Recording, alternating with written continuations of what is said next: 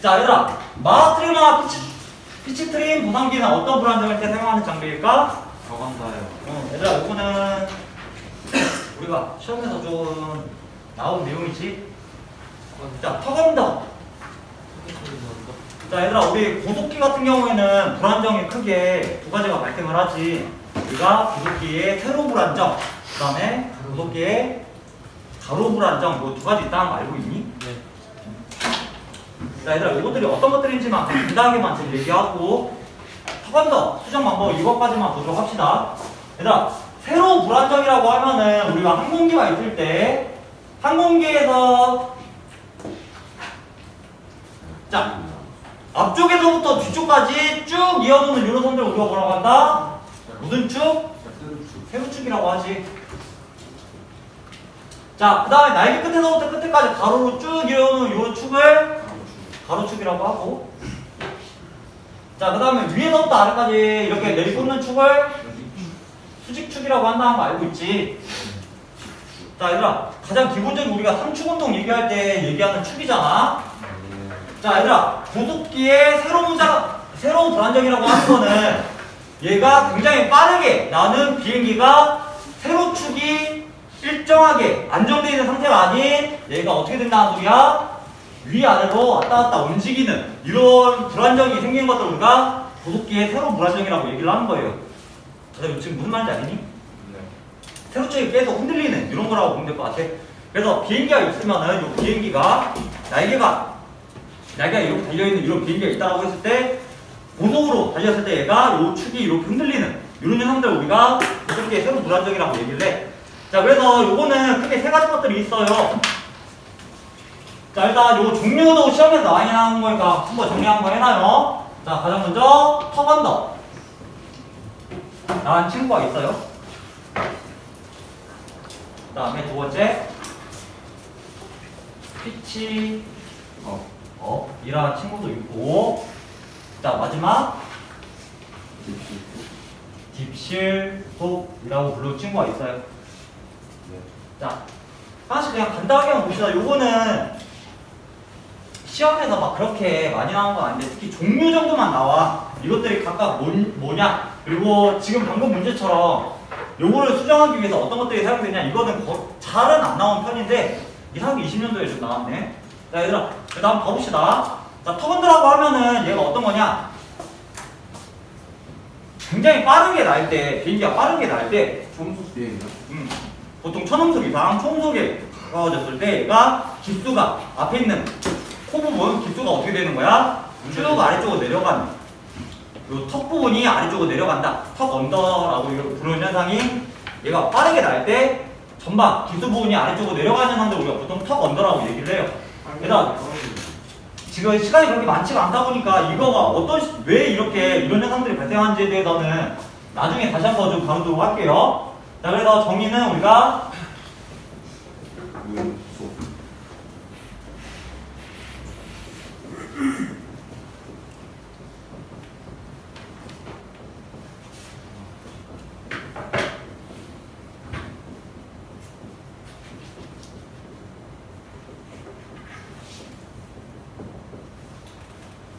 우리가 음속에 속도로 항공기가 비행을 할 때 기수, 우리 노즈 부분이 앞으로 자연스럽게 내려가는 이런 현상들. 자, 그렇게 되면은 우리가 어떻게 조종사는 계속 아래로 안 내려가려고 조종관을 당기고 있어야겠지. 자, 그렇게 되면은 계속 당기고 있어야 되다 보니까 조종력이 많이 들어가겠지, 힘이 많이 들어가겠지. 이런 것들을 방지해주기 위해서 있는 애가 뭐다? 스트리머 또는 피치 트림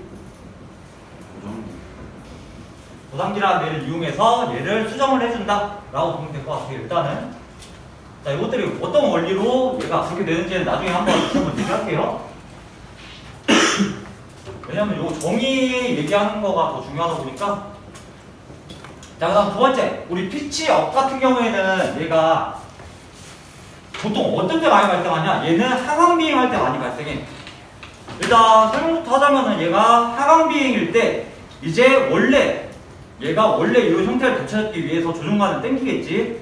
조준관 나는 이렇게 내려가서 이렇게 가고 싶어. 그래서 그만큼만 당겼어. 근데 속도가 너무 빠르다 보면은 나는 요만큼만 당겼는데 얘가 이렇게 되는 게 아닌 그 원래 기수보다 기수가 더 올라가게 되는 이런 현상이 발생하게 돼요. 한마디로 이렇게 가는 게 아닌 조금 이렇게 올라가는 느낌? 자, 그래서 이렇게 기수가 내가 원하는 기수보다 더 올라가게 되는 이런 현상들을 우리가 피치업 현상이라고 얘기를 해. 그래서 하강비식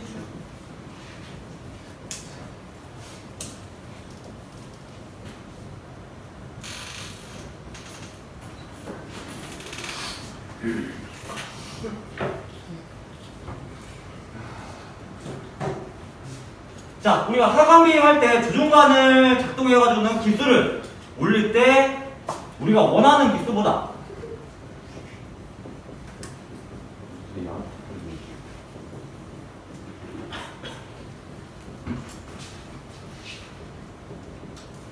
자, 우리가 원하는 기수보다 더 올라가는 한마디로 피치가 더 업되는 현상들 이런 것들을 우리가 피치업 현상이라고 얘기를 해. 알겠지? 자, 그 다음에 마지막으로 디실속이 있어요. 디실속. 근데 요거는 디실속은 시험에서 좀 나오는 내용이긴 해. 얘들아, 디실속을 일단 다른 용어로 뭐라고 부르는지 아니? 스톨. 실속이 스톨이긴 하지. 실과실속이라고 부르기도 해. 자, 얘는 시험에서 어떤 것들로 많이 나오냐? 자, 얘는 꼬리날개 형태가 일반적인 꼬리날개 형태가 아닌 T자 꼬리날개에서 많이 발생하는 현상이다 라고 일단 보면 될 것 같아요. 자, 그래서 얘는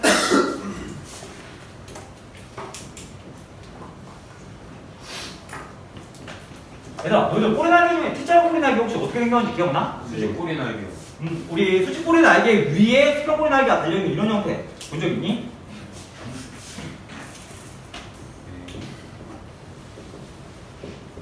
자, 일단 얘는 T자 꼬리날개에서 발생한다는 내용으로 시험에서 많이 나오는 내용이에요. 자, 그래서 얘는 기수가 올라갈 때 그 주 날개에 의한 후유 영향이 꼬리날개 쪽을 쳐서 얘가 승강기 주작이 거의 안 되는 일단 한번 봐봅시다. 이거는 조금 그림이 있어야 되니까. 자, 얘들아, 이런 형태의 우리가 항공기 본 적 있지? 아, 네. 자, 보통은 우리 수평고리 날개 어디 달려있어? 뒤에 달렸어요. 이쪽에 달려있지. 자, 근데 이 수평고리 날개와 수직고리 날개 위에 달려있는 이런 형태들, 이런 수직고리 날개를, 이런 T자고리 날개를 갖는 애한테만 발생하는 현상이다 라고 보면 될 것 같아. 자, 얘 같은 경우에는 평상시 이런 수평비행을 할 때 공기 흐름이 어떻게 돼? 주날개를 흐르는 공기 흐름이, 자, 주날개에 흐르는 공기가 이렇게 흘러가겠지. 수평고리 날개에 지나가는 공기 흐름도 이렇게 되겠지. 자, 그러면 주날개에서 흘러나오는 후류의 영향이 수평고리 날개에 영향을 줘, 안 줘? 줘요. 응? 네? 응, 얘들아, 이렇게 흘러가고 얘 이렇게 흘러가. 이쪽에서 나온 공기 영향이 수평고리 날개에 영향을 줘, 안 줘? 안 주지. 자, 근데 얘가 수평으로 날 때는 상관이 없어. 근데 받은 각을 받아가지고는 갔을 때, 자, 이런 식으로 T자 꼬리 날개가 있고 주날개가 있다라고 했을 때, 자, 이렇게 되면은 공기가 어떻게 들어와? 이렇게 들어오지. 이렇게. 네네. 그러면은 우리가 이런 식으로 주날개 후류 영향이 영향을 주게 돼요. 자, 그럼 우리 수평고리 날개가 어떻게 돼? 주날개에 의한 후유의 영향을 다 받게 되지. 자, 이렇게 되면은 이쪽에 흐르는 공기가 제대로 갈 수 있어? 없어? 없겠지. 근데 여기 뒤에는 뭐가 있어? 조준면이 승강기가 달려있지. 자, 얘들아, 이렇게 되면은 얘가 승강기 조작이 안 돼.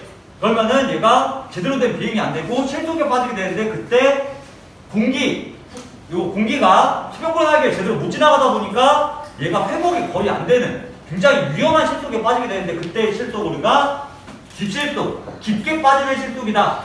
그리고 굉장히 큰 실속이다. 슈퍼실속이라고 부르게 돼요. 그래서 이런 현상이 굉장히 위험한 형태이다 보니까 요즘에는 이런 T자꼬리 날개 거의 안 쓰지.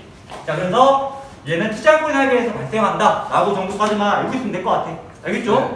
네, 그러면은 저거 만약 딥실속 걸리면 이거 해결 어떻게 해요?